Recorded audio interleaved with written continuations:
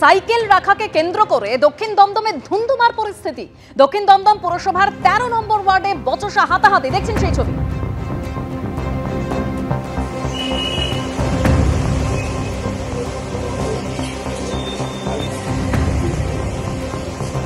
দক্ষিণ দমদম পুরসভার 13 নম্বর ওয়ার্ডে বচসা হাতাহাতি, সাইকেল রাখাকে কেন্দ্র করেই ধুন্ধুমার পরিস্থিতি।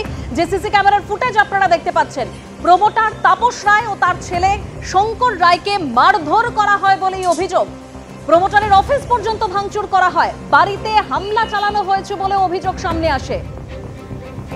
সেই হাতাহাতি যে ঘটনা ঘটে, ধুন্ধুমার পরিস্থিতি হয়, সেই সিসি ক্যামেরা ফুটেজ আপনাদের সামনে রেখেছি। তৃণমূল কাউন্সিলরের অনুগামীদের বিরুদ্ধেই এই মারধরের অভিযোগ।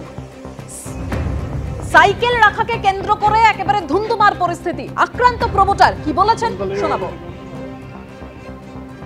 আমি অফিস থেকে বেরিয়ে ঠেকালাম যে না এসব করি না। হ্যাঁ, তারপরে সেই ওখান থেকে তো হওয়ার পরে সবাই ওখানে আসলো, ওখানে জনে জনে লোক আসলো, এসে তো আমার অফিসটাকে ভাঙচুর করলো, পরে তারপর আমাকে মারলো, বাড়িতে এসে করেছে, তারপর আমার কাজের জায়গায় গিয়ে হামলা করেছে। আমি তো এখানকার এলাকার খোঁজো কমিশনারের সাথে থাকি, 13 নম্বর ওয়ার্ডে। এখন তন্দা সরকারের সাথে থাকি। আমাদের প্রতিনিধি সৌমিত্র রায় রয়েছেন আমাদের সঙ্গে টেলিফোন লাইনে। সৌমিত্র, সামান্য সাইকেল রাখাকে কেন্দ্র করে এই ধুন্ধুমার এই হাতাহাতির পরিস্থিতি ঠিক কি হয়েছিল? দেবস্মিতা, দেখো, একদমই সামান্য সাইকেল রাখাকে কেন্দ্র করে এই ধুন্ধুমার পরিস্থিতি হয়। ঘটনাটি ঘটেছে দক্ষিণ দমদম পুরসভার 13 নম্বর ওয়ার্ডের পূর্বসিথি রোডে। যে এই দিন দুপুর 12টা নাগাদ ঘটনাটি ঘটে।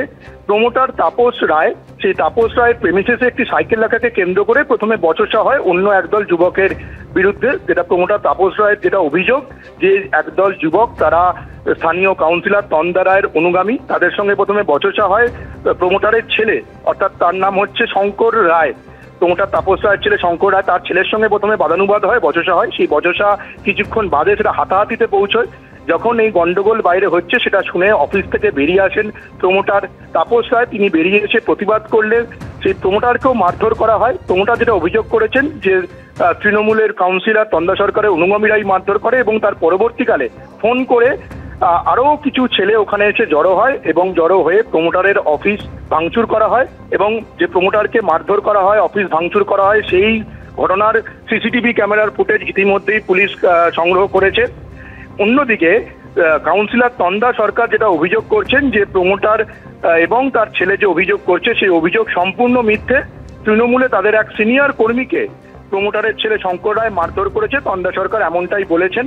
তবে এই ঘটনা ঘটার পর প্রমোটার তিনি নাগেরবাজার থানায় লিখিত অভিযোগ দায়ের করেছেন। লিখিত অভিযোগ দায়ের করার পর পুলিশ আধিকারিকরা ঘটনাস্থলে গিয়ে পুরো বিষয়টা দেখছেন। তবে এখনো পর্যন্ত এই ঘটনায় কাউকে গ্রেফতার করা হয়নি। ধন্যবাদ সৌমিত্র। অসুস্থ মানুষ, উনি গেছিলেন ব্লাড টেস্ট করতে, ব্লাড টেস্ট করে ফিরছেন, ফিরে ওখানে একটা ফোন এসছে, উনি সাইকেলটা রাস্তার উপর দাঁড় করিয়ে ফোনে কথা বলছে, দুমদাম করে তার উপর হাত চালিয়ে দেয়। তার বুকে ব্যথা নিয়ে সে হাসপাতালে ভর্তি হয়েছিল, তার বুকে ঘুষি মারে, তার মুখে মারে, হাতটা ফুলে গেছে। তারা উল্টে মারধর করেছে, আর তাপস রায়ের গায়ে কোনো রকম হাত তোলা হয়নি। এই অভিযোগ সম্পূর্ণ মিথ্যে এবং বানানো।